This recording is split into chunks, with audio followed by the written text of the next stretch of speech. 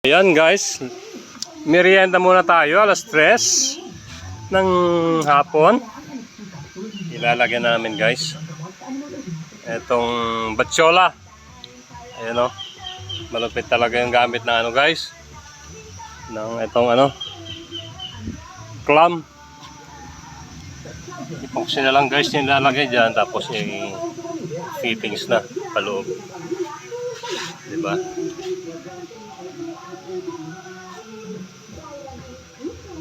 Para sa pupa o sa hulihan. Ayan. Ayan.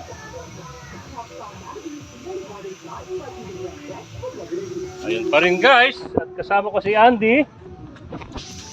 Ayan. At hindi kaya nung mag-isa to. Kasi may tisa sa kabila. Meron sa kabila. May pokpok dito, pokpok doon. Okay guys. Thank you for watching.